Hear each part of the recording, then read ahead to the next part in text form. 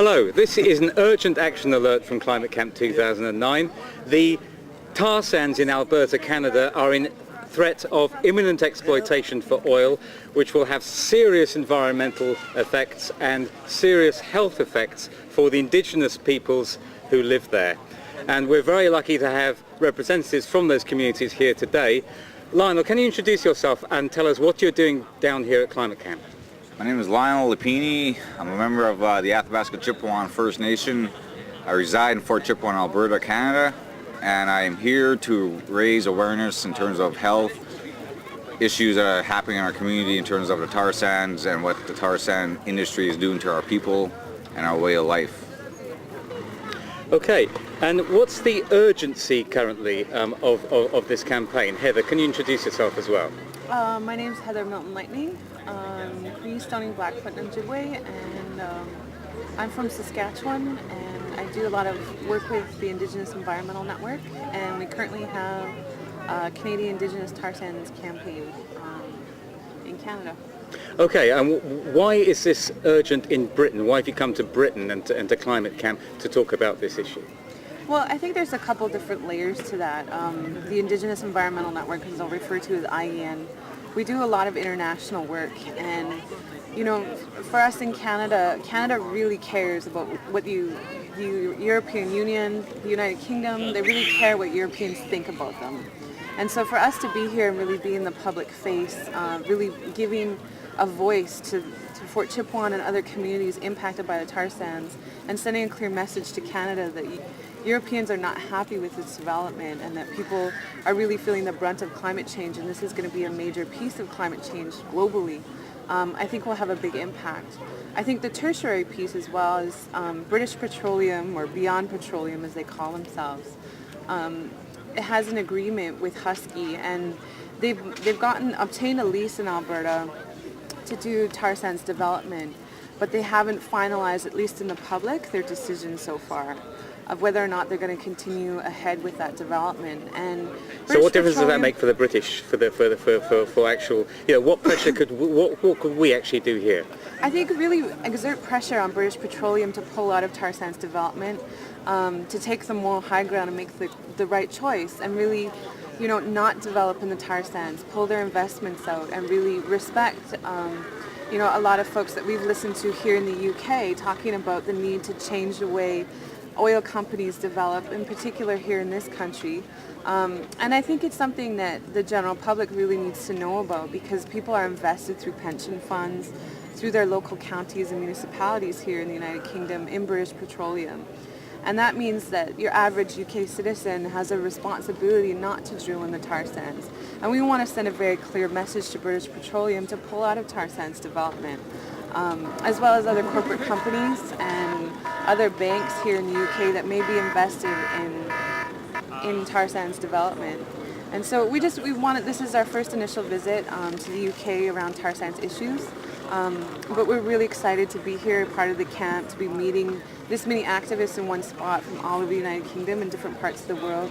And people have been really responsive, and that makes us feel really good about, you know, hopefully seeing in the next few months pressure exerted on BP to really make the right choice and pull out of tar sands development. Okay. So, George, can you introduce yourself and tell us something about the health effects which you've already seen? Sure. My name is George Potter. I'm a member of the Mikisew Cree First Nation. We live side by side with the Athabasca Chippewa First Nation in Fort Chippewa, northeastern Alberta, directly downstream from the tar sands activity. And the tar sands have been developed open pit mining for the last 40 years. And we've been observing in your introduction of our delegation here today, you talked about the imminent or potential impact. Actually, it has been, our community has been impacted in the last 40 years.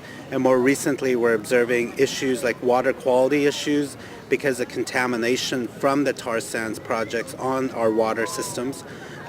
Water quantity issues because water is an important part of the tar sands production. It requires a lot of water. So we're losing a lot of water from our water systems. But more importantly is the personal cancers that we're observing, and we suspect is very highly linked to development of the tar sands. Many of the contaminants that we're finding in the water systems, including mercury, arsenic, and polycyclic aromatic hydrocarbons, combined, we know that they contribute to the types of cancers that we're observing. Very rare cancers, and cancers that this year have been confirmed by the Alberta Cancer Board that our community is living in a situation where there is not only rare cancers but other types of escalated cancers as well. Okay, so in your two communities, I mean, how numerically, how many are you? About 1,200. 1,200 combined, 1,200 people. So this is why this is very important. We're talking about people who cannot suffer this kind of threat to your health. It concerns us the most is the fact that we are living in a situation where people are actually dying, and we suspect contributed from tar sands development. But what's more concerning to us is the fact that 3 years ago our own physician back home raised the issues of cancers in our community, and as opposed to coming to the aid of our community or our physician, both levels of government in Canada actually charge our doctor, and not the opposite in terms of what they should be doing as responsible authorities, and coming to our community and finding out what's actually contributing to the cancers in Fort Chipewyan. So they charged him with what? They charged him with a number of charges, including irregular billing. I don't remember them all. There's about 6 or 7. Trumped up charges. Well, one of the charges that frustrates our community the most is the charge of causing undue alarm to our community. And so a charge that we totally disagree with. Okay, so Lionel, can you tell us about some of the effects on wildlife which you've already seen? Effects on wildlife so far that I've seen, first and foremost, comes from the fish, because the water being contaminated, and there's been reports of fish being pulled out of the lake with cysts and or warts. Some of them are coming out with 2 jaws. In fact, last year they pulled one out of the lake with 2 jaws. The moose, have been reports of discoloration. The taste is different. There's been various reports of that. Also, the birds that we lived off traditionally for thousands of years, the ducks, the geese, and so forth. Their migration routes have been changing as well too. They're kind of diverting their migration route to another direction, because they used to follow the Athabasca River at one point in time as a navigation route. And now, due to the gas emission that are going up in the air or whatever, the poison that's going in the air, they have to go around it now.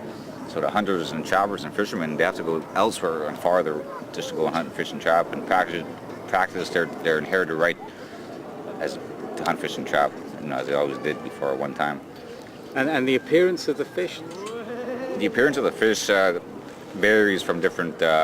Like the local fishermen will tell you that they pull a fish that have certain warts that are the size of an inch in diameter or whatever, or some of them open up with warts, and they'll throw them back in lakes sometimes.